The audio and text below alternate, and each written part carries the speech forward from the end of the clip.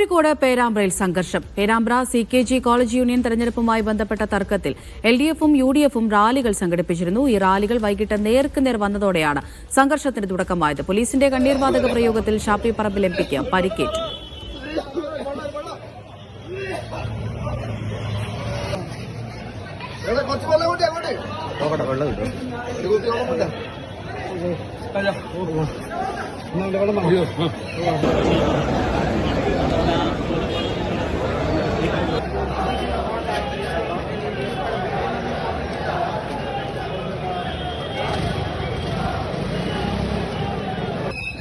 നന്ദഗോപാൽ വിവരങ്ങൾ നൽകും. നന്ദഗോപാൽ, അവിടെ എന്താണ് ഉണ്ടായത്? നിലവിൽ സ്ഥിതിഗതികൾ ശാന്തമാണോ?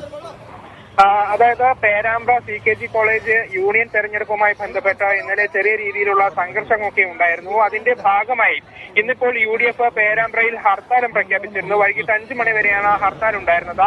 അതിനുശേഷം UDFന്റെ നേതൃത്വത്തിൽ ഒരു പ്രതിഷേധ പ്രകടനം ഇവിടെ നടന്നു.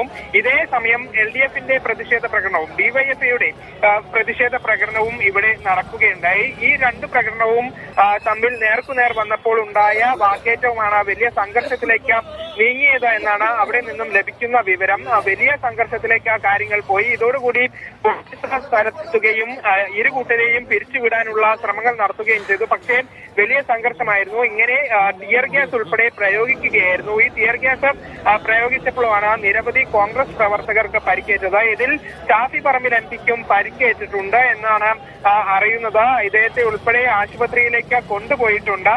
നിലവിൽ പോലീസ് ഉൾപ്പെടെ അവിടെ ക്യാമ്പ് ചെയ്യുന്നുണ്ട്. ഒരു സംഘർഷാവസ്ഥ സ്ഥലത്ത് നിലനിൽക്കുകയും ചെയ്യുകയാണ്. അതേസമയം UDF പറയുന്നത് പോലീസ് ഏകപക്ഷീയമായി പെരുമാറി തങ്ങൾക്ക് നേരെ മാത്രം ഇവർ ഇത്തരത്തിൽ ടിയർ ഗ്യാസ് ഉൾപ്പെടെ ഉപയോഗിക്കുകയായിരുന്നു എന്നുള്ളതാണ്. ഏതായാലും ഇപ്പോഴും സംഘർഷാവസ്ഥ ഇവിടെ നിലനിൽക്കുകയാണ്.